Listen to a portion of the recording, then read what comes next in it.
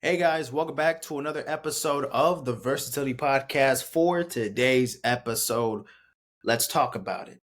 Basketball, football, music, UFC, college basketball. Let's recap the whole week. Tomorrow is Sunday. We have two AFC and the NFC championship games tomorrow, the last playoff games before heading into the Super Bowl. We will officially know which two teams will make it to the Super Bowl playing on February 11th. And we only got three more playoff games, and then football season is over.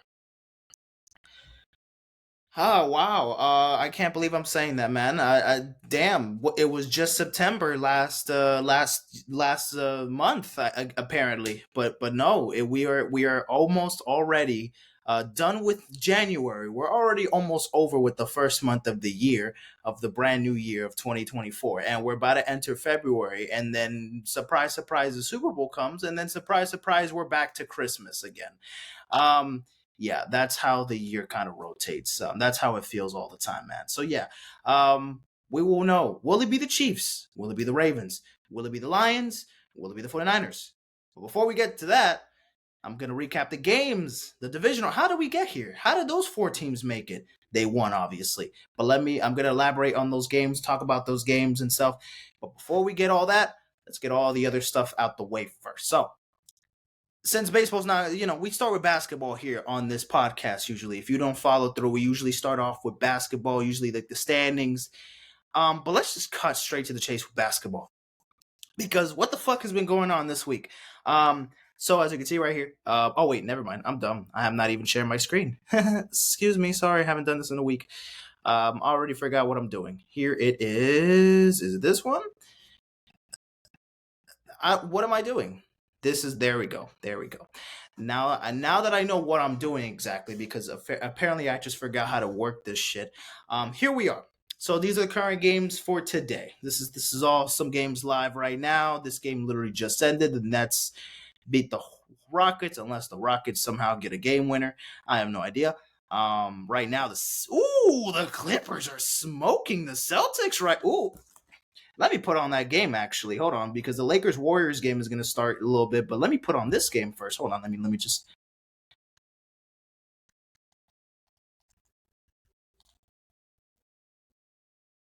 There it is, and they're playing in Boston. Ooh, wow, the Clippers are killing them. Who's okay? Oh wow, Terrence Mann at PG 14 points, Kawhi 18 points right now. James Harden that got 9. Hey man, this Clippers team is fun to watch, man. This Clippers team is good. I'll talk about the Clippers in a second though. Because let's talk about it. Just so briefly, within the week. I mean, let's look at the games starting off from last weekend, last Saturday. I mean, we don't have that many games here. Sixers, this and that. Knicks, this was a pretty good game. The Thunder versus the Timberwolves. The Thunder got the win, 102-97. These were the games on Sunday. I didn't really watch any. I didn't watch basketball on Sunday. I saw like the second half of the Blazers Lakers game. Once the Bills Chiefs game was done. So as soon as that game was done, I was watching this Blazers Lakers game. Lakers dominated this one. Sixers Spurs. This game, Joel Embiid had 70 points. Ladies and gentlemen, 70 points, guys. Yeah, 37 minutes, 18 rebounds, 5 assists, and 70 points. In a win, in a 10-point win against the San Antonio Spurs. As you can see, the Spurs are a terrible ass team, and the Sixers have been one of the best teams in the regular season, and one of the better teams in the NBA. My goodness, they have been phenomenal. Joel Embiid, I mean, my goodness, look at this man. I mean, 70 fucking points, dude. That's insane. It's 70 points, and I mean, a lot of those shots. He found a good opening. He drove in, made some tough shots. He was shooting at a pretty good rate. I mean, my goodness. I mean, this dude was was all over the place, and it just man, just Joel Embiid. I mean, right now he's the front runner for MVP after showing up a performance like that, 70 points, 24 for 41. I mean, he only had only shot two. Wow, he basically got into the rim as much as he could. Got, like I said, 18 rebounds, 5 assists. Only had a steal and had one block there, but man, he was getting a bunch of. He got some easy shots for sure, because again, there wasn't the craziest of defense from the Spurs itself. But man, I mean, some tough shots, some tough shots were made there, and then also just a bunch of like hard getting buckets. And then Joel, scoring 70 points now seems like it's going to be the new normal, because another player just happily just scored another 70 points, and we'll get there. So Bucks beat Pistons, Suns beat the Bulls. KD hit a game-winning shot in this game. This was a pretty good game.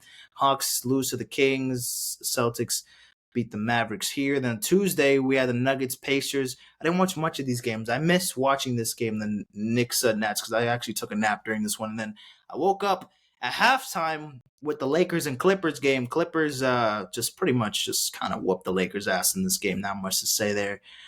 Grizzlies, they beat the Heat here. The Rockets lose to the Blazers here. Bucks lose to the Bucks beat the Cavaliers. The Suns defeat the Mavericks, and they annihilated them. Goddamn. The Hawks lose to the Warriors. The Thunder beat the Spurs here. Okay, and then Thursday we had the Pacers beating the Sixers. We had the Jazz beating the Wizards. We had the Knicks annihilating the Nuggets. Woof. Jesus, this is like the worst loss of the Nuggets this season so far. And the Heat, you could say the same thing as well. We got absolutely butt rammed by the Celtics. We didn't have Triple J and Terry Rozier. Speaking of Terry Rozier, let's speak on it. We just traded for this man, and we got 3 games under his belt as a new formerly point guard for the Miami Heat. He plays well. I mean, he's kind of switching point guard, shooting guard. I think right now he's doing shooting guard. Yep, it says it right there, shooting guard.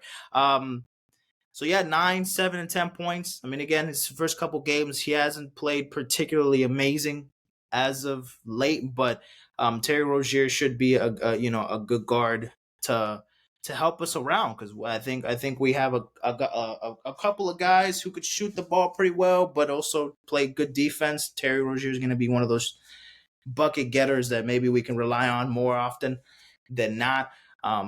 So yeah, I mean, so Jimmy doesn't really have to do much, or doesn't have to do all of the workload. I mean, Jimmy's still going to be the guy, don't get me wrong, but and also we had a couple players hurt. I think Tyler Hero was playing. Tyler Hero, obviously a bucket getter. Caleb was in, but Triple J was out.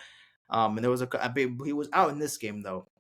And of course, Tatum had a pretty good game as well. He had 26 points. Yeah, And goddamn, they had 7 players with double-digit points and stuff. So yeah, all around team effort for the Celtics beating the Heat on that Thursday game. Kings Warriors, man, every time they play against each other, it's always a fucking bloodbath, man. The Kings get the best out of Golden State here. Steph Curry had a good chance to win it, but just fell short. Somehow I heard people saying that he wasn't clutch just because he had the missed turnover over here and had a missed opportunity there. I mean, what the fuck are we talking about, guys? So let's relax, guys. Lakers beat the Bulls here, but it was a pretty high-scoring game here. What did LeBron have, or LeBron AD have? DeMar DeRozan had 32 points. LeBron had 25, AD had 22, D'Lo had 29 points. Okay, so that's why D'Lo was on the front on the highlights. All right, I see you, D'Lo. Okay. And then yesterday, we had a 60 burger. Yes, a 62 burger from Devin Booker. And they still lost the game. Damn, bro. Devin Booker be scoring 60, 70 points, and he still be losing the goddamn games. Pascal Siakam, the new Indiana Pacers, scores 31 points, 7 puts up 7 rebounds, 4 assists. I mean, my goodness. I mean, Indiana, they're cooking up the pace right now. No pun intended. And they're really doing a lot right now. Congrats to them. Luka Doncic casually scores 73 fucking points. Yep. 73 points. 73 points in 45 minutes. 10 rebounds, 7 assists. My goodness, man, this is getting ridiculous, man. I mean, look, we're talking about this Boston, this not Boston, this Atlanta defense. Good for really nothing. I mean, to be honest with you, this team all around is just kind of all sloppy, and defensively they're just not there. They were kind of like letting Luka just get a bunch of good looks and stuff. Not discrediting Luka at all, because he still put up 73 fucking points and he's still a superstar. But I mean, my goodness, I feel like there was no attempt in trying to stop this man. I mean, at least you gotta go for something, man. At least going for something would have worked here. And I mean, it didn't even look like it out there. They just kind of let themselves go. Let Luka dominate as much as he can. Rely on Trae Young to outscore him. He scored 30. I mean, he still had a good game, but my goodness, I mean, Luka just literally put on a fucking clinic and just cooked y'all single handedly. I mean, it's just insane. It's just insane, man. Insane. 70 points. Two we saw Embiid score 70 on Monday, and now Friday, Luka scoring 70. It's just like this is now the scoring in the NBA has just escalated so high. Again, people are saying like this 70 is a new 60, and the 60 is a new 50, the 50 is a new 40. Like it really has continuously got better and better, and then defense is just slowed down by a fuck ton. It makes sense, right? But I guess also defensively, they back then you could get away with fucking literally elbowing somebody in the fucking chest or something. You know what I mean? Like those hard fouls would be flagrant fouls now. You know what I mean? So they wouldn't even the test of defense was really in its prime back in the day, because defense was just, basically playing half fucking football at the same time, getting elbowed in the goddamn neck, and you still probably you probably won't get the other player committed a foul or anything like that. Unless you scrap up and try to, fucking square up with somebody, then until then they will try to, then you would get potentially injected, or you would just get a flagrant foul or whatever from the game, or whatever the case may be. But defense now has kind of allowed a lot more things. Somebody can't even fucking tap on their elbow, because then they go get 2 shots from the line. Defense has just gotten weaker at certain points. Again, not saying that there's fucking nobody that could hold the test of the defense now, but clearly people are scoring a lot easier than it is. At this point, it wouldn't surprise me if fucking, like Jared Jackson scores 40 points. You know what I mean? He's not the type of guy that would put up 40. He could put up 25, a good 30 points in a really good game. But fucking 40 points, I mean, my goodness, Shea Gilgeous can put up fucking 50, 60 if he wants to him, you know what I mean? Mitchell Mitchell scored 70 fucking points like early last year. You know what I mean? He's there's a bunch of guys that could just put up those casual points like if it's nothing. It's actually insane. Do y'all like it? Do y'all like that fucking players can now just score 70 points with pure ease at this point? I mean, or maybe we're just kind of getting a little carried away, because it's like, well, we've seen it twice this week. Are we going to see it again? At this point now, it's making a little bit more sense on like, well, maybe Will Chamberlain did score 100 points. Maybe for those people who don't believe that Will Chamberlain actually scored 100 points in the game, because of course there's no evidence or whatever. This kind of gives me a difference. Like this kind of gives me not a difference, a reference. Like, I mean, it's fucking. But I would imagine the defense back in the day in the fucking 1960s was just like couldn't be any fucking lazier. If not, there was probably zero defense, if anything. You know what I mean? So I could only imagine now it's like a little bit of defense, but a lot of offense, and especially since you can since anybody can shoot the 3 from now. It's a lot easier for players to just get to that point pretty quick. I mean, I don't think Luka was how many. I mean, he didn't shoot that many shots from 3 though. Let me check. Let me see the whole stat line. Oh well, never mind. He had 8 threes made, 13 attempts though. Yeah, no, he definitely was cooking up from. I mean, 8 points. Not 8 points. That's 24 points from threes, man. 24 out of those 73 points were from threes. I mean, that's a little like a quarter over half of it. Yeah, man. A lot of players have been just scoring, at a very high level, at a very high pace. And I don't know. I mean, I'm enjoying it, but definitely the defense has just been a lot slower. There just hasn't been as much defensive highlights you would see often. You would see so much offense that the defense at this point is kind of like a dying art. You know what I mean? Not to talk shit because again, there's still some great defensive players out there, and it's not completely non-existent. But games like that happen, you're like, whoa. I mean, not to discredit Luka because Luka will definitely cook anybody and can just put up 70 fucking points because that's not really a shocker to most people, right? But I mean, at some point, you're also gonna have to think. I mean, did anybody double team this man? Triple team? Like, I'm sorry, but you can leave two guys open and they could just trying to find the opening and they probably still won't get the ball. Like, we gotta figure out how to find fucking get this man out of here. We gotta figure how we can get this man. How to make sure he's not gonna go just cook y'all like that. I don't know, man. Or maybe it's just the Hawks. The Hawks are not even that good of a team. Maybe I'm just over exaggerating. But anyways, yeah. So those are the games from yesterday. The interesting games: Grizzlies beat the Magic, Thunder beat the Pelicans, whooped their ass. Cavaliers beat the Bucks. Oh, speaking of the Bucks, I believe this is the second game.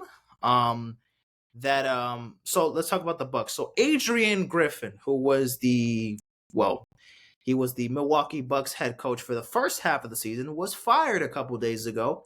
And they officially have hired Doc Rivers as their new head coach. That he was, I believe, introduced today. He had a press conference today, Saturday, where he should be, the head coach within the next couple of days, and will coach his first game for the Milwaukee Bucks soon. But they fired this guy, Adrian Griffin. To be honest, it was a very questionable, but also kind of you look at you look at the Milwaukee Bucks, right? They're they're 30-13, right? Or 30-14, right? Okay, they're 31-14 right now, but I think they were 30-13 when they fired him. So again, 2 games have passed since he's got fired. Record wise, they're still pretty good. This team is still, we're expecting this team to be literally a championship contender. No shit, right? Giannis, Dame. This is the Milwaukee Bucks. They literally won the finals a couple years ago. Like, we're not expecting nothing less from them, right? A lot of people are. But clearly the lack of leadership from Adrian Griffin wasn't really there. It kind of felt like the players just kind of was doing their own thing, just kind of running over the coach and just kind of letting Giannis take over and do whatever the hell he wants. There was also like footage after the first game after Griffin got fired. They were like dancing, and they were like doing like a little dance like pregame before before the game would tip off. And it was like the like, again, nothing wrong with like the dancing pregame and this and that, like just to hype up, get each other excited. You know what I mean? We're gonna ball out, play, but like the timing of it, it's like, did we even see that at all? Like throughout all the other games in the first half of the year, or are we just noticing that now? It's like no one really gave. It's like this man was the head coach, but we're like, we don't. Who are you, bro? We don't care, dude. We're doing our own thing. We don't give a shit. And you know what? I can't really blame them. I'm not saying he was a terrible head coach, but also aren't the Bucks like one of the? I believe they're one of the worst like defensive rated teams in the NBA. They allow points like crazy, man. I mean, again, they got bucket getters, they got Dame, they got Giannis, but when you allowing that many points too, it's like, well, the balance is like, it could cost you in the playoffs, man. I'm telling you, the offense can put up all the points they want, but the defense ain't there in crucial moments. It's gonna hurt them and bite them in the ass. So that's all I gotta say, right? But right now they're not a bad team. They're looking pretty good for the most part. Again, defense gotta work. They gotta step up. But hey, right now the winning formula is there. They're not fucking Boston right now. They're not Minnesota, Oklahoma City Thunder right now. But they're cooking. They're still a great team. We're not fucking sleeping on the Milwaukee Bucks. even as a Miami Heat fan, that we've already beat them in the playoffs a couple times before, I'm still not taking them. I'm like, relax. You know what I mean? As a Heat fan, the regular season kind of means nothing to me. Like, we're gonna outperform once again once we get into the postseason. So I am not even worried about that right now. But right now, the Bucks, yeah, fired Adrian Griffin, and Doc Rivers is the new head coach. Me personally, I fucking don't like Doc Rivers. That's just me. I don't think he's a great head coach as what he's really shown. Like, okay, yes, yes. He's not a terrible head coach. I get it. Historically, he's one of the best coaches in the NBA. He won a championship with the Celtics in '08, even though I absolutely despise that fucking franchise and I absolutely despise that goddamn team because it's the Boston Celtics. So me and Doc Rivers, and then when he was a coach in Philly, I did not like this man, and the whole he's a choke artist in the playoffs. There's just so many things about Doc that I just don't resonate with. I'm not crazy on. I just am not somebody that is a huge fan of him. I am not shitting on this man at all. Like, I'm not trying to shit that I'm not gonna say he's gonna ruin the Bucks season or whatever, but you gotta take a look at Doc Rivers right now, and you're like, it's gotta be like the last opportunity. This gotta be like his last chance. You know what I mean? He was literally just like on ESPN, for the first half of the year. He was just on ESPN being an analyst and this and that, and we thought, that it was, the coaching is, he's been done. He's coached for so many teams. How many teams have he coached? Like, he's coached for what? I mean, he's been a head coach for 4 teams. Of course, for the Magic to start his coaching career, then for the Celtics, of course, won a championship there. The Clippers, man, he's choked so many series in there, and then of course with the Sixers, my goodness, man, he choked a couple series there. Again, we're not gonna put the blame only on Doc Rivers. Again, Joel Embiid sucked ass in the postseason a couple times. Ben Simmons, oh my goodness, don't get me started with fucking Ben Simmons. I don't want to talk about that man ever again. Anyways, like, I get it. There's other things to consider, but every time I think of Doc Rivers, it doesn't give me like a huge brand. He's a great head coach historically, but now it's like he's washed. I don't really know if he's gonna elevate this Bucks team. I'm not saying that he's gonna fail or like completely um he's not going to, I don't think he's going to put too much on them. I don't think he's going to do much where things are going to really change. The leadership is there. It's Doc Rivers. They're going to listen to Doc Rivers, man. I mean, more than fucking Griffin. Let's be real. Like, they're going to trust this man a lot more. He'll be more consistent. He will get this team to the playoffs, even if they probably would have still made it with Griffin on as the coach. But will he take the next further step? Will he make sure that when they're up 3-1, they don't choke the series? When they're up 2-0, they won't choke the series. When they're up 3-2, they won't choke the series. You know what I mean? There's things that I'm waiting, and it will take time to see, but I have to really see what's going to happen here. I just don't know. It's a little tough. It's a little tough, man. It's a little tough. We'll get to that in a second. But yeah, so yeah, that's that for like the head coaching stuff and this and that. Oh, right.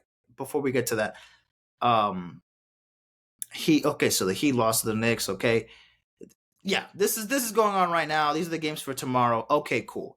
Let's talk about the NBA All Stars.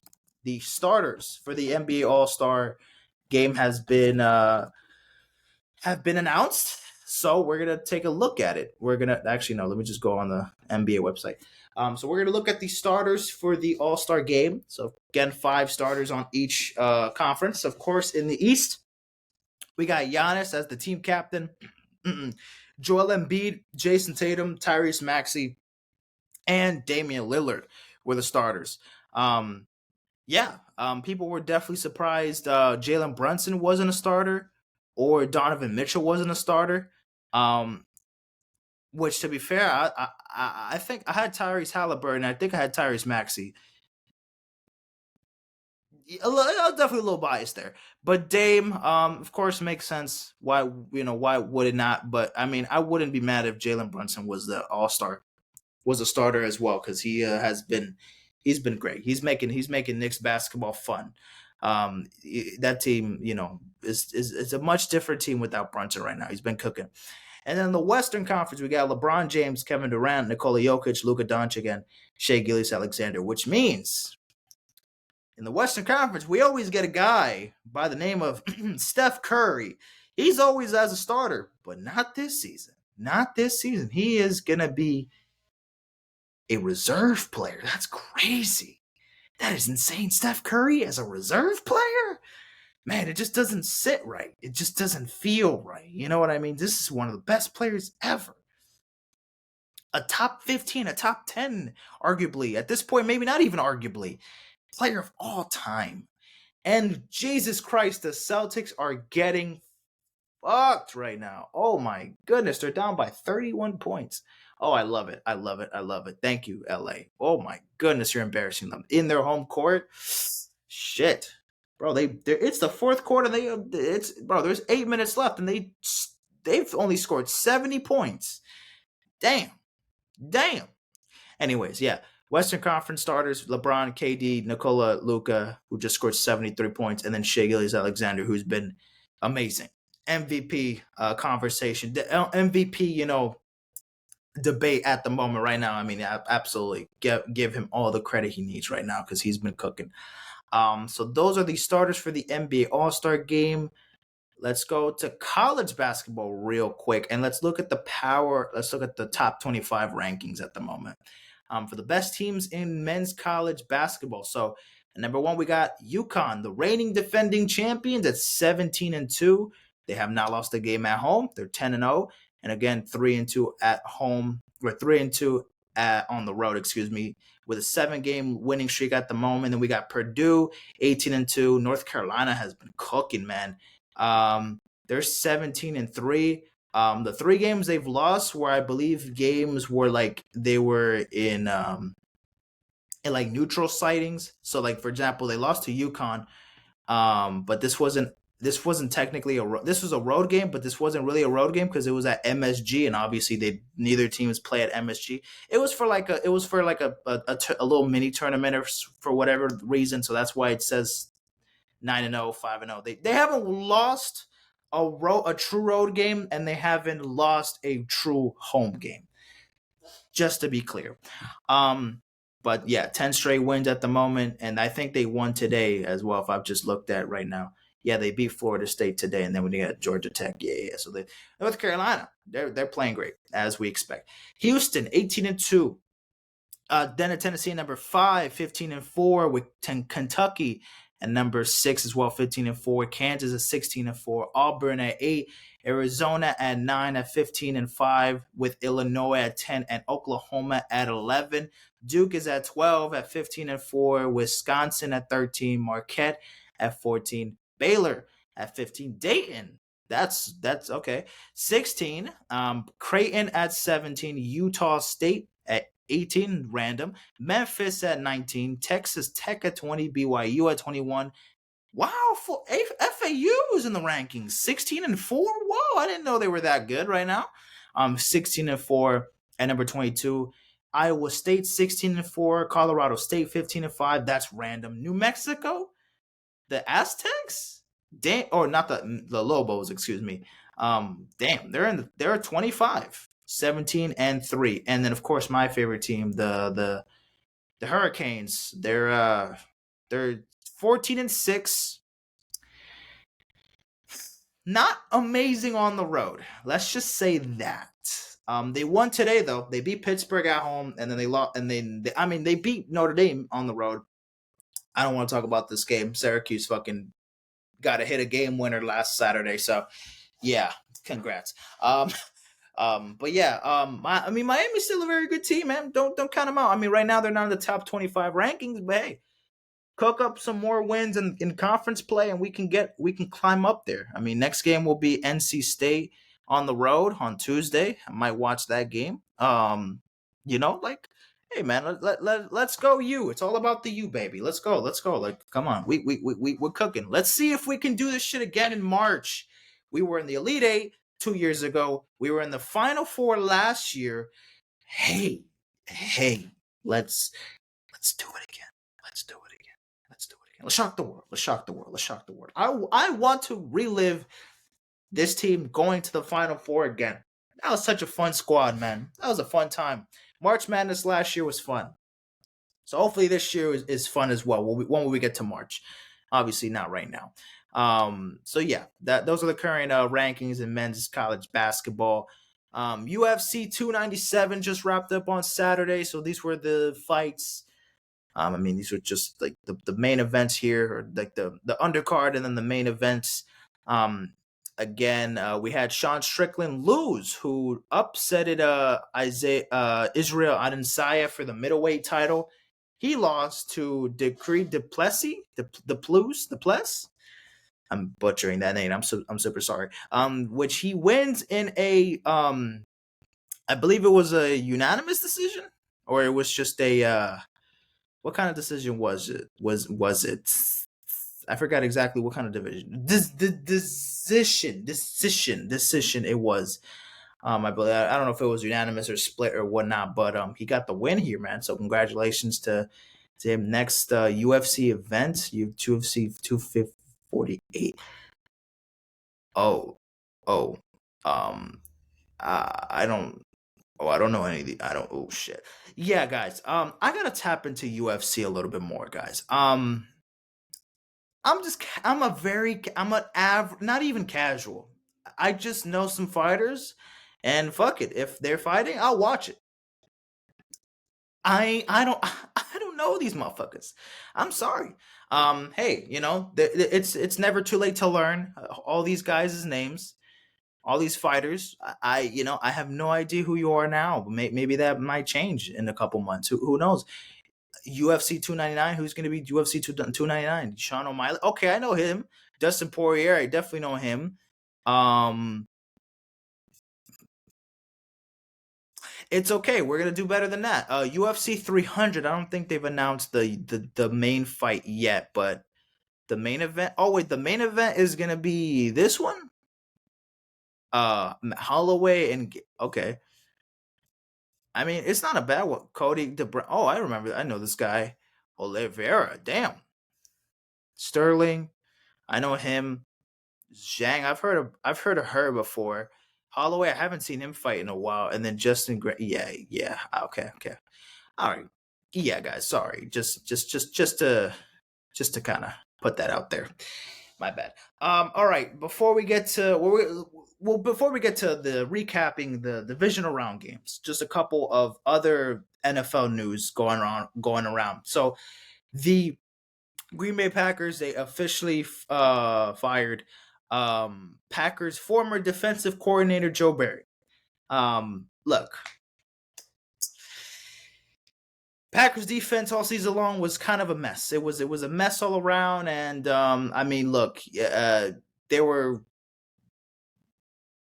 so happy that Jordan Love and the offense was able to get so much going, and they were able to make it to the divisional round of the postseason, and Joe Barry has just kind of been inconsistent these past years with the defense. I mean, the defense sometimes have some great showings, and sometimes they're letting fucking Carolina, put up 30 points or whatever. You know what I mean? So the inconsistency was there. They just, fired him. Joe Barry, you go, find another job somewhere else. But yeah, they just kind of had to, pick and choose what they were going to do with Joe Barry, because at that point it had to be a different result there. Jim Harbaugh has officially been positioned, or let me reword it a little bit differently. He's officially going to be the new LA Chargers head coach after winning the national championship with Michigan just a couple weeks ago, actually.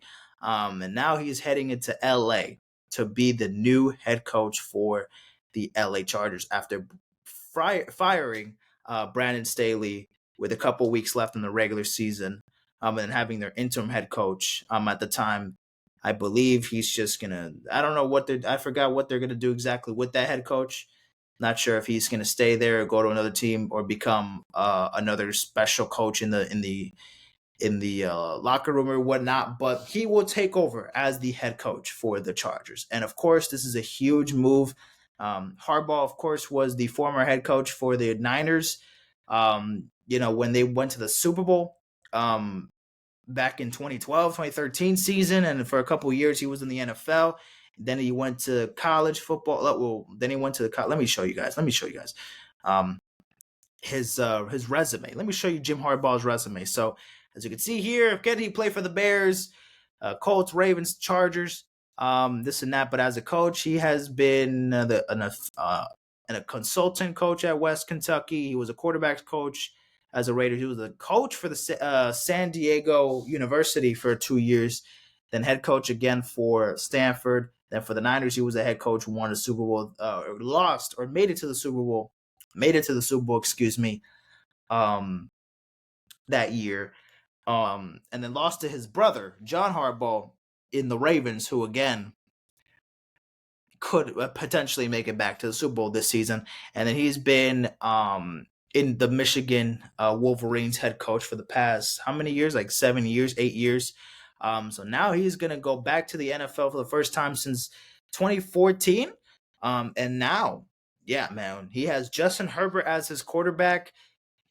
You know, hey, man, look, I'm so happy for the Chargers. I mean, they have a competent head coach. They have a guy who is a legend in college. And even, somebody who's made a good remark in the NFL. I mean, John Harbaugh has done a lot for his Baltimore, for coaching the Baltimore Ravens for a very long time. I mean, for a decade plus at this point, right? And then Jim, of course, kind of just taking over college football and being one of the best in college football. But then now going back to the NFL, looks like it's gonna take a different approach. It's gonna be a new challenge for him. But man, look, I'm hoping he's the guy. I don't have much doubts about the Harbaughs. They're phenomenal head coaches in their own right, and they're all right. And it should be fun. It should be fun not to see Brandon Staley having this fucking responsibility, because my goodness, I know I'm just throwing shade at him. Nothing personal, man, but my goodness, this just honestly one of the worst head coaches I've seen in the NFL. Like that I've watched. That I've just seen the incompetence was there. Again, he's very smart. He has his, Brandon Staley knows his shit. He's not dumb, but my goodness, he's made some dumb decisions, and he just has this knack and this certain attitude that I don't like. Me personally, right? It just wasn't the guy. He just wasn't the guy. It doesn't take a genius to find out that he was not the right guy for the job, but he's gonna be somewhere else. Whatever he's gonna do. So that is that. Jim Harbaugh is going to be the new head coach for the Chargers. Should be very exciting to watch next season. Let's hope they don't fucking disappoint. Thank you. Let's talk about Kanye West.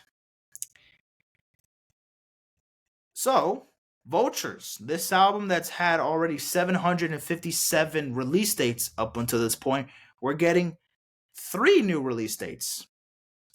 And apparently we're going to get 3 volumes, 3 different versions of Vultures, which the first one should be dropping in February 9th, March 8th, the second volume, and then April 5th. Do y'all believe this is going to drop? Do y'all think Kanye's going to drop all 3 versions of this? Do y'all even think he's going to drop February 9th in general? Do you even think he's going to even drop volume 1? We will have to wait and see.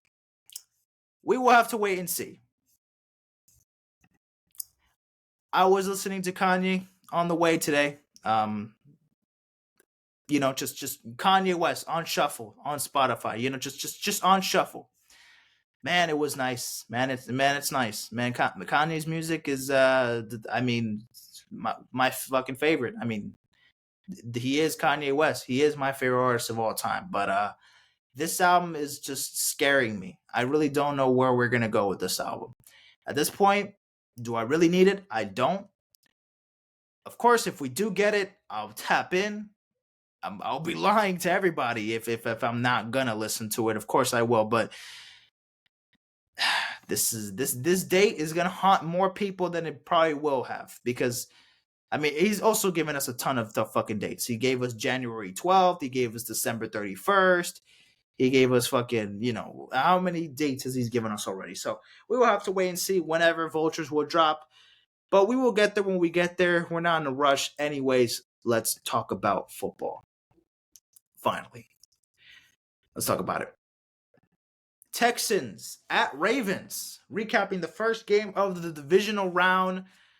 Man, this game was pretty close in the first half. First half, the game was tied at 10.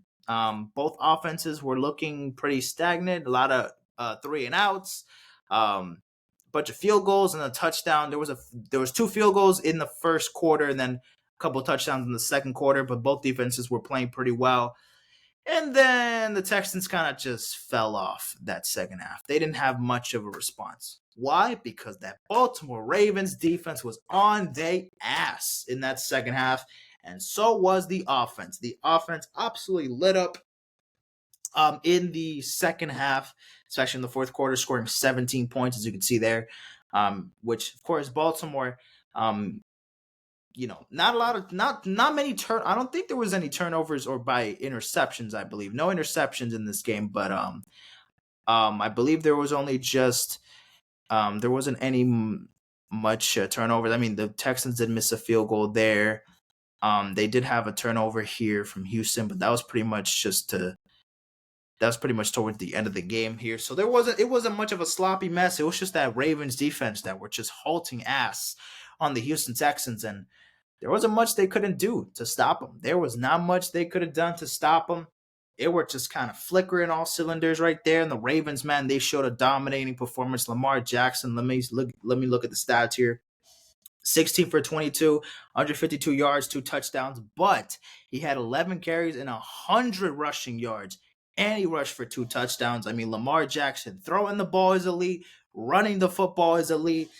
This is why he's the regular season MVP, and this is hopefully one example this season on why he may or may not, because that won't really do much. If he may win the Super Bowl or even, win the Super Bowl MVP, whatnot. He has 2 more games to prove it. So we'll see what happens. But this was a good game. Again, the pressure was on to Baltimore throughout the game. Of course, the whole week, people saying this man's a choker and a choke artist in the playoffs. Or not choke artist, but he doesn't have a good record. He was 1-2 or 1-3 in the playoffs. Usually the defense that he would play in the playoffs wouldn't be elite, and then he would just completely spun out of control, make dumb mistakes. He looked composed. Lamar Jackson know what the fuck he was doing, and they had a great game in that defense again, man. Number one in takeaways, number one in fucking that defense is insane. I mean, number one in almost every fucking important category defensively. While the Texans, defensively, they had a good battle for the most part. They honestly weren't terrible defensively. Again, Lamar was just pretty much unstoppable. Running the football, passing the football, you know what I mean? So Lamar was hard to catch on, but CJ Stroud in the second half, again, couldn't do much. Again, the defense was just putting pressure on him. They just couldn't do much out of it there. But the Texans, I mean, respect here. They made it this far to the divisional round in a season where did anybody expect this team to make it far? Did people in the playoffs? Did anybody expect the Texans to win the AFC South, go 10-7, and then actually have a battle against the Ravens for at least an entire half of a game? You know what I mean? I mean, this is already new territory for the Houston Texans, and they should be back here next season, man. CJ Stroud is an absolute stud. That Texans team has some great players on it, and they have a great head coach who, again, could win Coach of the Year. CJ Stroud, who could win Offensive Rookie of the Year. Will Anderson, who could win Defensive Rookie of the Year. Like, there's so many guys out there, man, that this Houston Texans team is going to be very scary from now on. There was not much they could do here, but that Ravens team, again, this could be the Super Bowl champions within the next couple weeks. We will have to wait and see, but this team is just unstoppable right now. No one is catching on with them, and the Ravens right now on a sky high. It's Super Bowl or bust. That's all they got right here. So, congratulations to the Baltimore Ravens. They move on to the AFC Championship game. Now, let's talk about the last game on Saturday. There we go. Green Bay Packers taking on the San Francisco 49ers, and this was a battle. And to be fair, Green Bay looked like the better team throughout the entire game for the most part. They were in pretty much good control of this game. I mean, they were what? They scored 21 points. They were what 21. It was like 21-14 entering the fourth quarter. Um, and for the first three quarters, I mean, looks like Green Bay was just kind of taking care of the ball. They were running the football pretty well. And defensively, they were They were putting pressure on Brock Purdy. They didn't sack him the whole bunch, but definitely were giving him a lot of pressure. Definitely giving him some uncomfortable spots, and definitely making him make some risky throws, incompletions, this and that. And then the run game for the Niners was pretty solid right there. I mean, again, McCaffrey's McCaffrey. McCaffrey is McCaffrey, but let me look at the stats here with Jordan Love. 21-34, 194 yards, 2 touchdowns, 2 interceptions. Now, those interceptions right there, of course, they were deadly. They were absolutely deadly for the Packers at the end of the game, because in the fourth quarter, they didn't score any points. So at that point, it was just kind of all over the place. Brock Purdy, 23 for 39, 252 yards, a touchdown. But Christian McCaffrey, 98 yards, 2 touchdowns by himself. George Kittle had a receiving touchdown from there. Jordan Love outperformed Brock Purdy throwing the football, and he was a lot more passive aggressive with the ball, and he just played carefree at that point. Brock Purdy just looked very uncomfortable at certain times. Didn't have an amazing game, but look at this again. The defense was able to take care, a good amount, even though the defense was kind of struggling at certain points, especially in that third quarter. Man, 15 points. And they were kind of letting Green Bay take the stride there. And then, after that, I mean, Green Bay just had the lead for the majority of that point. And then, of course, in the fourth quarter, things changed with the Niners getting the lead back once again. But, I mean, a lot of things were happening for the Niners that there was a chance, man. There was a good chance that the Packers could have stunned the world and would have taken out the San Francisco 49ers. There was a good opportunity that could have happened. It was definitely not out the picture.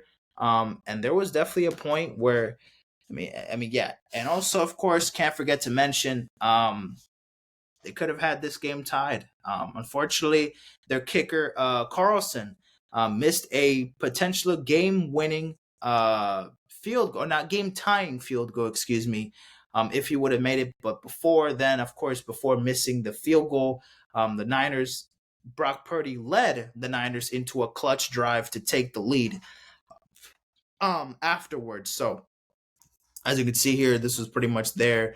Again, they missed a field goal here, then they scored a touchdown here in the next drive. And then, of course, Jordan Love throws the game-losing interception, and then the Niners take home the W there. So the missed field goal for Carlson, and the Packers defense was playing solid all along, but the offense wasn't enough at the end. And, of course, they just couldn't stop Brock Purdy at the end. I mean, he was clutch when he needed to be, even though the rest of the game he just wasn't amazing. It just needs to just be a little bit more, consistent. But here we are. The Niners are in the NFC Championship game. The Packers, they lose this one, but I can't be too mad at them. I mean, again, just like the Texans, didn't really anybody expect the Packers to be here? I mean, this was a kind of a rebuilding year. Jordan Love testing the waters. I mean, are we going to see if this man really is going to be the future franchise quarterback for the Packers? Is this man just going to be another project? Is this going to just be another dude for the next couple of years and that's it? Is he going to get fucking traded the next year?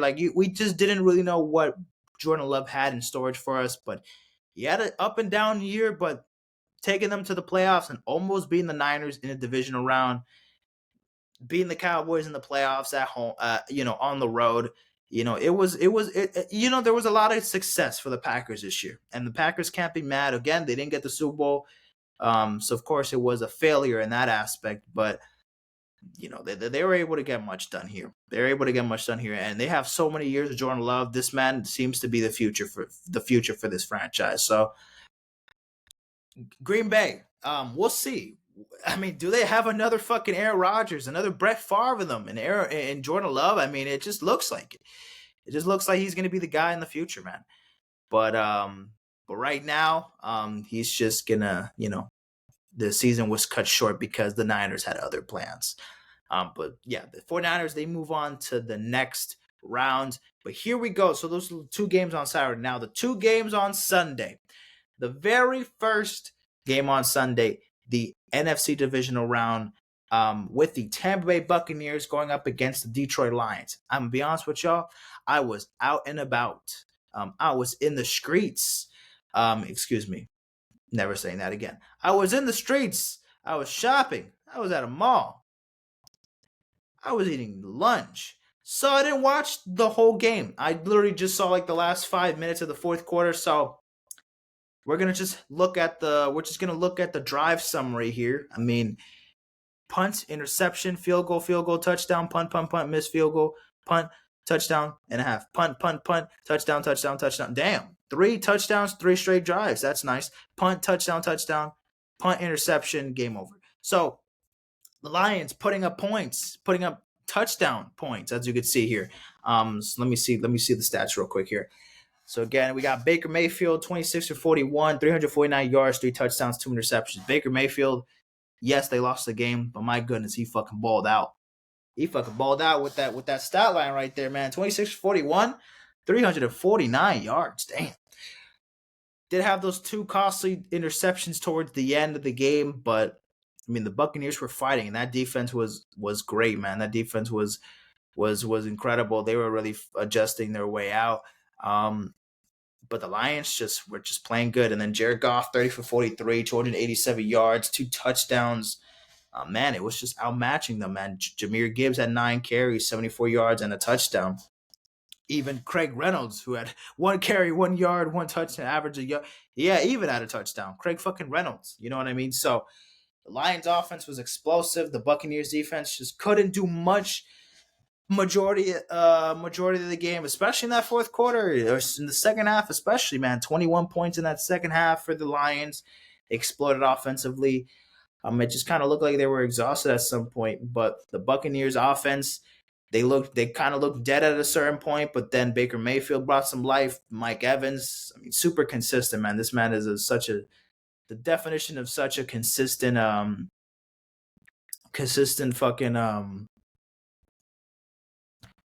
wide receiver or player. You know what I mean? Being consistent at his job, being able to put up points and having, a great season as well, having good stats and then, putting up points as well. So, I mean, Mike Evans, shout out to him, right? But Buccaneers, they do fall short. And the Detroit Lions, guys, they are officially now in the NFC Championship game, and they will be facing on the San Francisco 49ers. So Lions, 49ers in the NFC Championship game should be fun one to watch. So yeah, shout out to the Lions. I mean, again, they've won 2 playoff games, guys, this postseason. Before then, they've won 1 playoff game. Since when? 1957.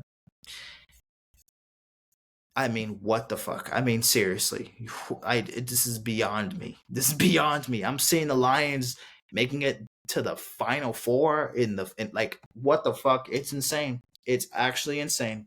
I cannot believe what I'm seeing, but we're living it through in real time. But here we are, the last game to end divisional round weekend.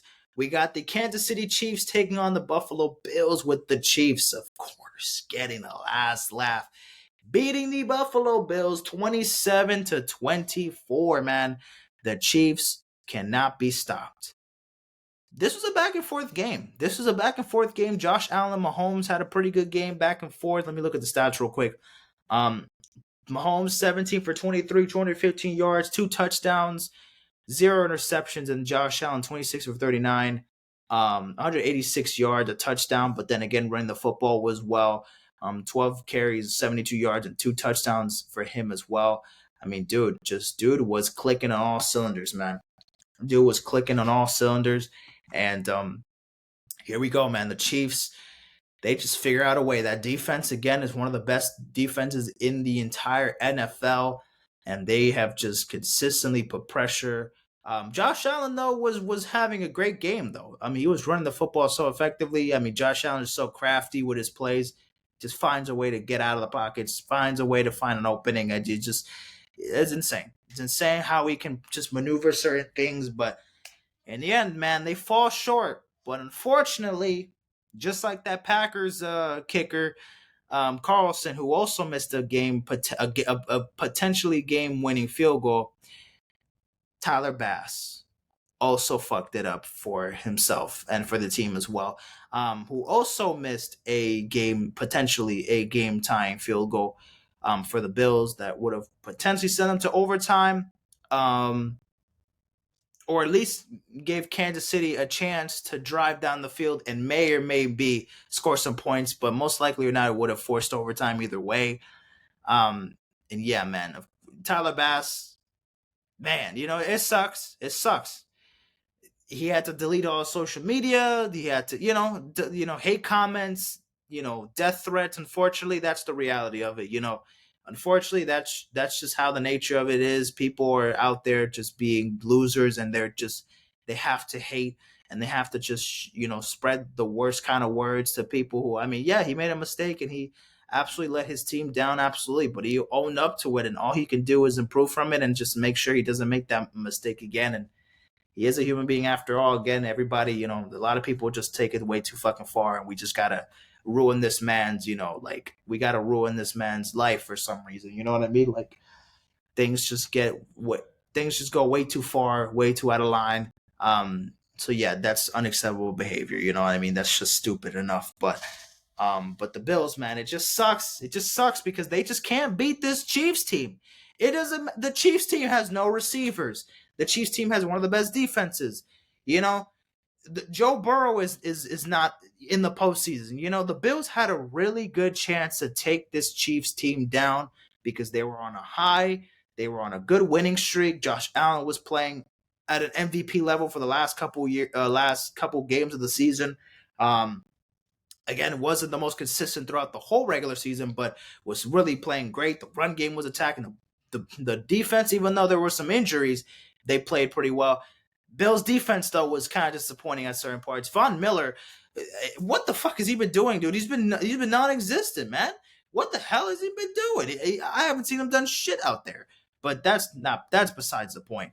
There's just other things that just couldn't factor in. Josh Allen just can't get over the hump against the Chiefs, especially in the playoffs, because y'all can beat them in the regular season all you want, but then when it comes to postseason time, y'all just can't beat this team. Y'all just can't get this team out of the hump. It sucks, man. It absolutely sucks. And again, the NFL is excited that the Chiefs move on to the next round, but I guess every other fan are just they're over this Kansas City Chiefs team. They want the evil empire, the new evil empire. When it was the New England Patriots, well, the Patriots are history. They're not the evil empire anymore. It's the Kansas City Chiefs. You know what I mean? Andy Reid is Darth Vader. You know what I mean? Fucking Patrick Mahomes is Darth Vader.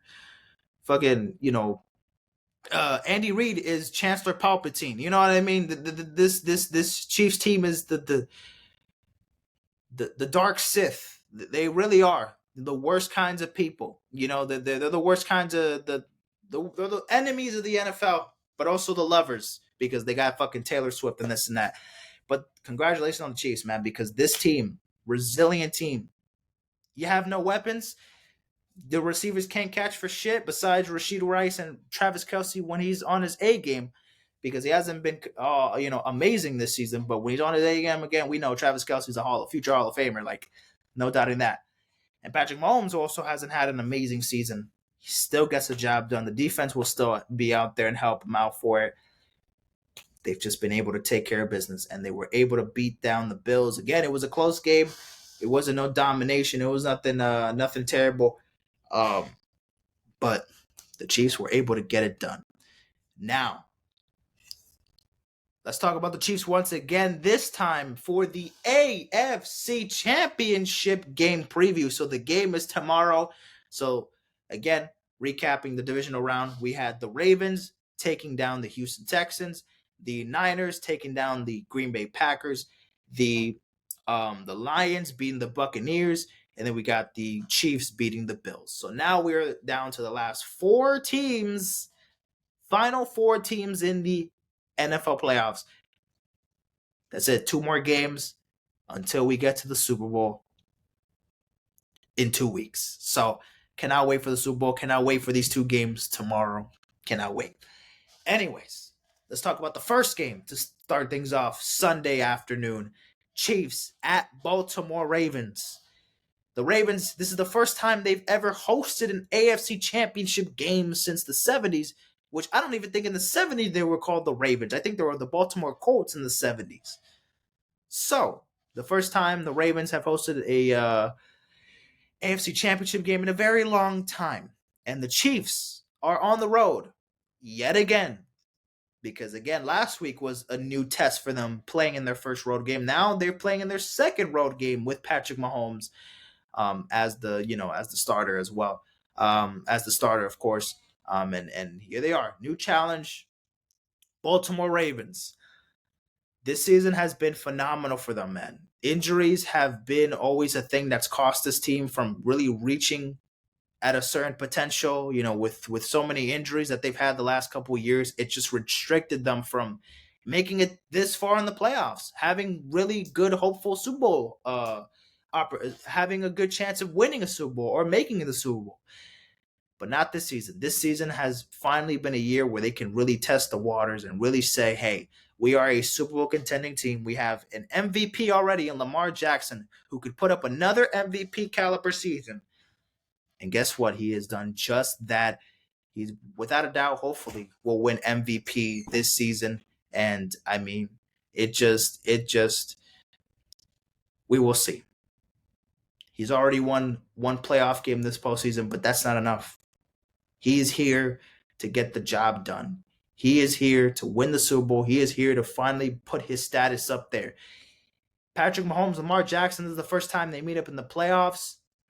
It's going to be super exciting to see Mahomes going up against one of the best defenses in the NFL.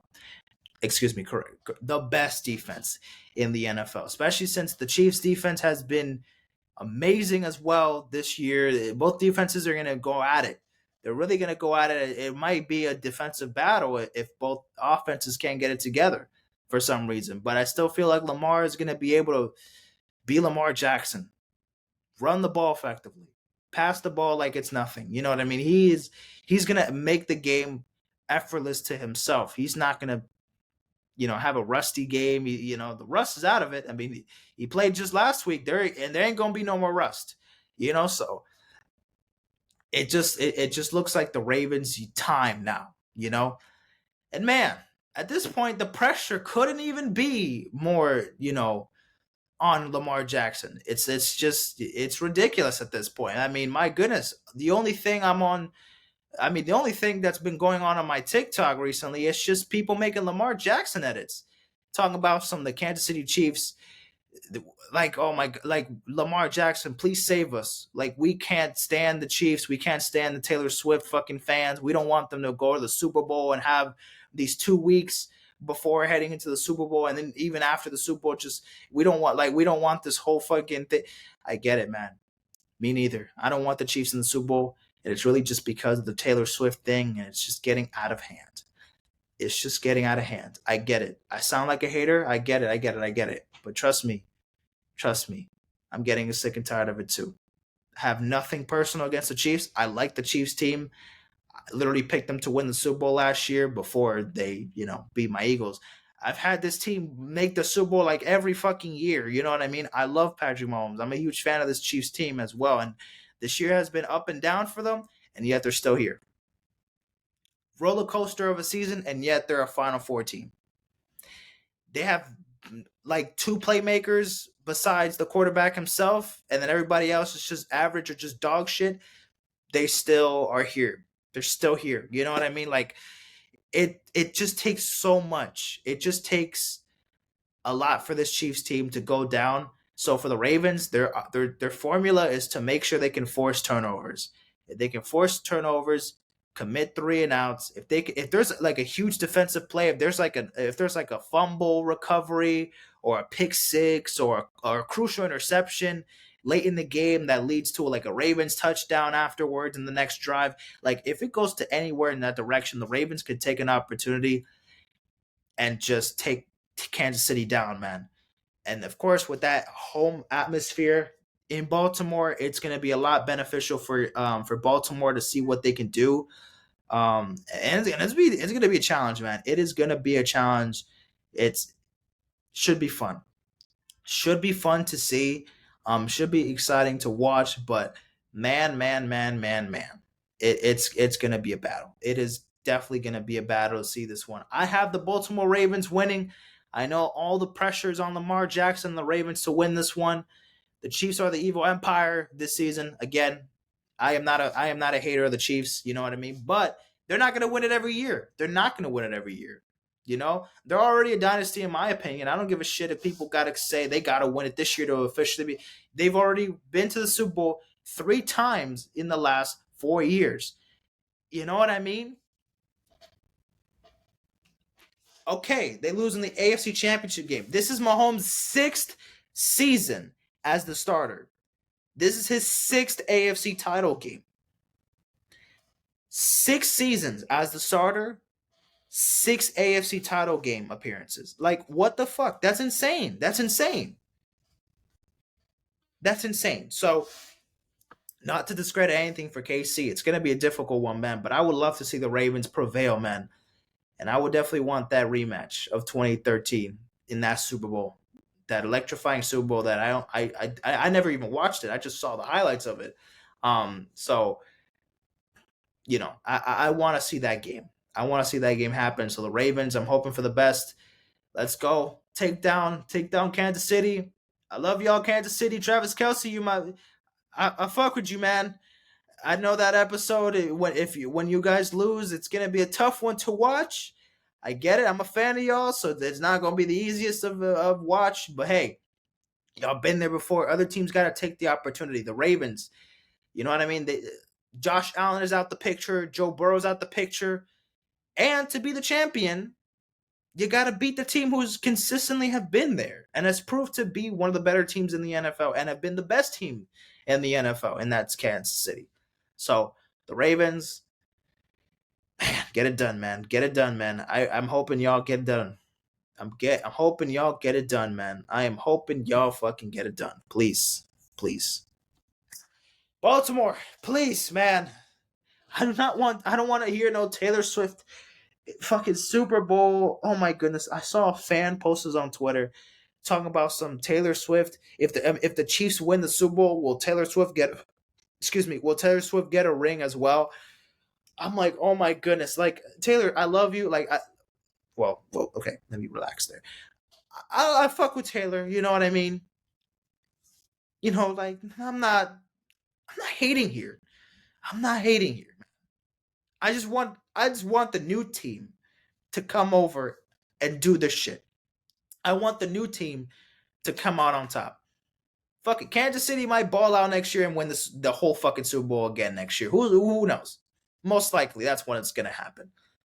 And I know the NFL is most likely are not pushing the Chiefs as much as they can to beat Baltimore and to win the goddamn Super Bowl. But the Ravens, man, Lamar Jackson, please save me. Please save me, Donald Trump. Please save me, Lamar Jackson. Please. Oh, man. Oh, man. We will see what's going on. We'll see what happens tomorrow. But yeah. Now, the NFC Championship game. This is a different story because I have the Niners win this game. Just going to say that off the rip. But I don't want the Niners to win, if you get what I mean. So I have Ravens Niners Super Bowl. I've had that in my predictions before wildcard weekend started, so it looks like it might go there. But I really don't, and I even had the Niners winning the Super Bowl in my playoff predictions when I recorded before wildcard weekend started. I had the Niners win the Super Bowl. I did, and then I changed my mind and I had the Ravens winning it because I want the Ravens to win it more than the Niners. So realistically, I'm really low-key rooting for Detroit here more than I'm rooting for San Francisco. Because look, Niners are an amazing team. They're such a well-balanced team. They have weapons. Brock Purdy has been good. You know, he's not the biggest key to the whole offense. He's not the biggest key to the whole team, but McCaffrey has been amazing. The defense has been lights out. The run game, you know, the weapons, Brandon Ayuk, you know what I mean? Jennings. Debo Samuel, George Kittle, like they've all been fucking phenomenal, So there's been so much that the Niners have. They've just looked amazing, They've just looked amazing, and they've just looked like they have it, And this team is so consistent because they're always in it, but they always fall short, man. They lose in the NFC Championship game. They lose in the Super Bowl. They lose this, they just fall short. And it feels like at some point now, the Niners have the best chance to win the NFC. Like, it would be, like, for me, the Niners have to win this game. You know what? They have to win this game. Because then we will have a different conversation about the Niners if they lose to the Lions. Not trying to discredit the Lions, because the Lions already a complete fucking miracle to me and to any other fan that they're even here. You know what I mean? The fact that they are here, the fact that this team somehow has just been trashed in irrelevancy, has been just tormented by fucking the average fan base, because the fucking fans had to endure pain. So many years of just torture with this team, couldn't get nothing done. Playoffs, is that even a real thing? Super Bowl, is that a myth?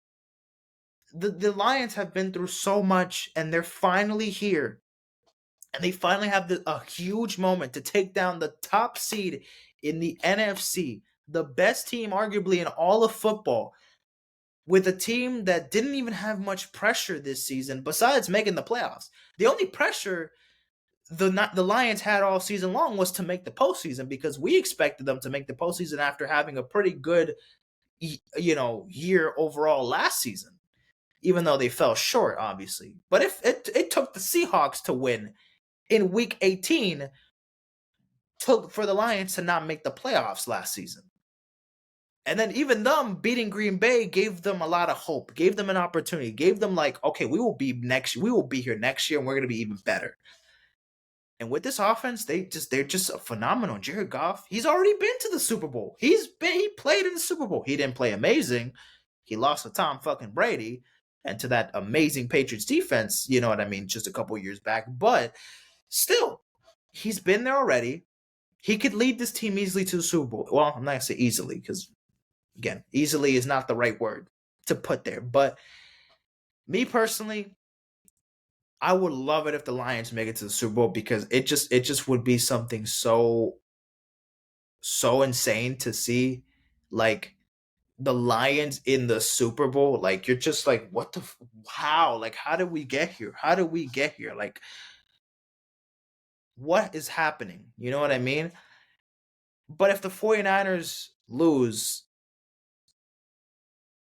it's like, well, fuck, man. You know what I mean? People are like, I feel like people are still gonna point out to the Niners that even losing to the Lions, they won't give them the full credit. Even I won't, because I'm not saying the Lions are the easiest team here to beat, but the Niners have the way better chance. They're the favorite. And there's so much that there's so much pressure on the Niners here to win this game. It's insane that maybe a lot of people are not even talking about. It's honestly just kind of shocking that people are they're just having the Niners to win it easy and this and that, and they have a ton of fucking pressure to win this one, man. I mean, same thing for Baltimore, but it's a little bit less pressure because it's going up against the Chiefs, a team that's already won the Super Bowl multiple times already, and it would just be a failure of a season because Lamar couldn't, ultimately get the Super Bowl in his second MVP season. So that would be a failure in itself. But the Lions beating the Niners to make it to the Super Bowl, as much as how good the Lions are, you can't sit here and tell me that just doesn't sound insane to you. Like the Lions who just this season have proved that they're an elite team in the NFL, are going to be a team that's always in contention for the Super Bowl every goddamn year. You're telling me the Niners are going to lose to that team? They lost to that team to not even make it to the Super Bowl? It's going to hurt the Niners a lot more. But guess what? I don't know. I don't know what I really want to go for because my heart really wants Detroit to win, but my brain's gonna pick San Francisco. And me as an Eagles fan, I'm easy to pick on Detroit because, well, the Niners whooped their ass. But guess what? I'm not salty about it that much because, well, no shit. Yeah, well, I mean, when we played y'all last year in the NFC Championship game, it was just a game where we kind of took the free dub there. I mean, y'all were unhealthy as fuck, so there was not much y'all we could have done there. We just won the game when we had to win the game, and that's it. But this is a different story, man. This is a different story, man. I really don't know if I really want to go with Detroit, go with San Francisco, because I don't know, man. Fuck it, man. Why not? Why not? Why not? I don't want the Niners to win it, man. I do, but I don't.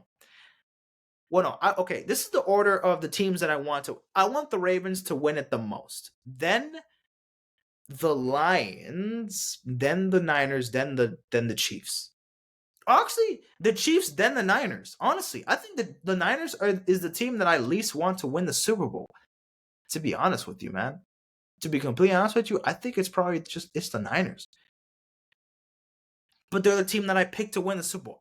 Again, guys, I just there's just so much going on in my brain. I just don't know what to expect here. I don't know what to expect here. But man,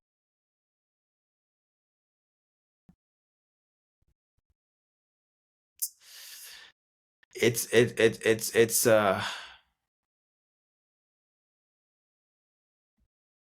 gonna be the San Francisco 49ers. Give me 1 second.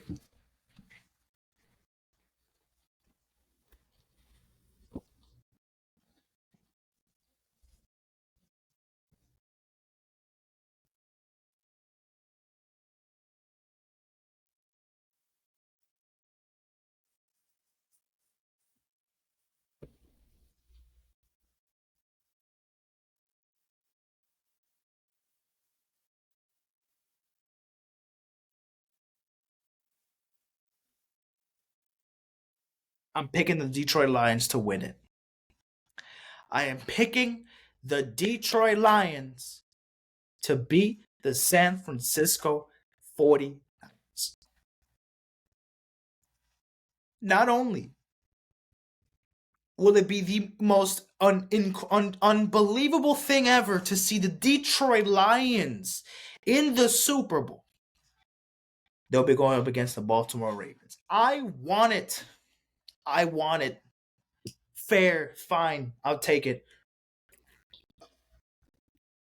As an Eagles fan, like we get shit on all the time. So it wouldn't hurt. It wouldn't hurt. It wouldn't be the worst if the Niners can get shit on a little bit. You know what I mean? For the memes, for the memes. Obviously, nothing to nothing of course out of line. Obviously, I don't want fucking death threats and this and that. But hey, man, the Niners, they lose to the Lions, they'll be back next year. You know what I mean? Who fucking we know they're gonna be back next year. But man, what if? What if, man? I mean, the Packers almost beat the Niners last week, so it's not like it's impossible here. This is a the long shot game here, but man, will it be interesting to see the Lions in the Super Bowl? Like Patrick Mahomes, Jared Goff in the Super Bowl could be fun. Lamar Jackson, Jared Goff in the Super Bowl sounds a lot better, especially for this season. It just sounds a lot better to me. Lamar Jackson versus Jared Goff in the Super Bowl. I don't know. This year it just feels different. This is a different year. Where I would hope. I don't want the Chiefs Niners. We already got that. We already got that. Chiefs Lions would be cool too. But I want the Ravens to win it all. But I would really love. I would be half of a Detroit fan with a Detroit Lions hat that I can say here to the Detroit Lion fans that never thought that they would ever see their team exceed expectations so much so that they would actually be playing in the Super Bowl. Y'all ever thought this team was actually going to make it to the Super Bowl. Y'all actually thought they were going to beat they were going to beat the NFC's top seed, a team that's always consistently in the playoff, in Super Bowl contention, whether they're in the championship game, in the Super Bowl, whatever the case may be, they're always in their conversation. They're always there. They're always there. And whether they fall short or not, they're always consistent enough to be one of the better teams in the NFL. And now 1 year the Lions are amazing, and they have a chance to take down that fucking team who's been consistent all these years. Also, it kind of fits the shoe. The shoe kind of fits a little bit because we're talking about the Niners, and they're a very consistent football team as well, making to the playoffs. But did you know the last time they won the Super Bowl was in '98? Hold on. Let me fact check that actually. I'm not as sure if it's exactly 98. Let me just 95. And 95, guys. 95. That was the last time the Niners have won a Super Bowl. Ladies and gentlemen, 1995. 1995 was the last time the Niners have won the Super Bowl. They've made it to the Super Bowl I think twice since 95, but they've lost. They lost to the Chiefs. They lost to Patrick Mahomes and the Chiefs, and they lost to John Harbaugh's Baltimore Ravens when they had Colin Kaepernick. I believe that's it. I think they've only been to the Super Bowl twice since 95, since winning it the last time in 95. So we talk shit about the Cowboys not winning it since the 90s, since the 80s. When was the last time the Cowboys won the Super Bowl? 96! 96! 96! The Cowboys have won a Super Bowl more recently than the Niners. Oh no, I'm going with the Lions. Fuck y'all. Fuck y'all. Fuck the Niners. No. If we're gonna talk shit about the Cowboys fans, we're gonna talk shit about the Niners fans if the Lions lose. If the Lions beat the Niners, we're gonna have a different conversation about the fucking 49ers. We have to shit on them respectfully. We're gonna have to shit on them respectfully. Absolutely. Why wouldn't we shit on the Cowboys every year? It's okay because we could still say the Niners are better, but they haven't won the goddamn Super Bowl, and we're gonna let this fucking team who's been playing like sorry bums for so long, and then 1 year where they're finally amazing, they take that fucking opportunity to the max, and they beat y'all at home, and they make it to the Super Bowl? Nope. The Detroit Lions, if y'all win, the Niners fans will be crying to death. It will be embarrassing. It will be embarrassing. It will be truly embarrassing for the Niners, but would be the greatest day to live for the Niners. The greatest day to live. The greatest experience ever as a Detroit Lions fan. So, it would be very nice to see that. So, Ravens, Lions, my Super Bowl. Man, it would be incredible to see that. So, I'm hoping to see that. John Harbaugh versus Dan Campbell. Lamar Jackson versus Jared Goff. Christian McCaffrey versus Jahmyr Gibbs. You know what I mean? That should be fucking good. Or David Montgomery. Fucking Debo's, not Debo. Amon St. Brown versus Zay Flowers versus Rashad Bateman. There should be some star power. Odell, who's not even he's like their fourth or third string receiver, but still, he can get his second ring. Lamar can get his first ring. You know what I mean? There's so much to happen here. The Lions making it to the first Super Bowl in franchise history. Barry Sanders, who was the Lord and Savior, the God of this Detroit Lions franchise in the 90s, couldn't take this team to the Super Bowl. He led them to the NFC Championship that 1 year. They failed. They lost to the Redskins, I think. Jared Goff could do the impossible and beat the Niners in San Francisco to move on to the fucking Super Bowl. In Vegas, I would love to see that. And we get a little break. We get a break, guys, because let's be real. We're tired of the Niners. We're tired of the Chiefs because we know they'll be back here next year. But who knows? Maybe the Lions completely fall off. I don't think that's going to happen. But who knows? Maybe the Lions, they are going to sell their soul for this season to be amazing, to win the Super Bowl. And then next year they'll be okay. Or they'll be a playoff contending team, but that's it. Or the Ravens. Who knows? Like, the Ravens and the Lions, they have to take those opportunities when you can, because the AFC is only going to get more tough for the Ravens. If they can't win the Super Bowl this year, Joe Burrow is back next year. The Bengals are going to be a big fucking threat. The Bills could be a bigger threat. The Dolphins could capitalize, could be a huge, threat. You know what I mean? There's the Steelers, who knows? The Texans, the fucking Colts. Like, the AFC is only going to get tougher. And for the Niners, same thing. Maybe the NFC can get tougher as it is. There's going to be a surprising team in the NFC that's just going to blow people's minds. Like, how the fuck did you get here? You guys were trash last year. I don't know. Maybe the Saints are going to make it to the NFC Championship next year. Why? I don't know. But you tell me. It could happen. You never know. There's my little rant. But yeah, Ravens, Lions. That's my Super Bowl, guys. That's my Super Bowl. And I know I had the Niners win the Super Bowl. I get it. I know. But guess what? I changed my mind, guys. I'm sorry. It's what I really want. But anyways, thank you guys for watching this episode. Hope you guys are excited to see those games tomorrow. I'm super fucking excited already.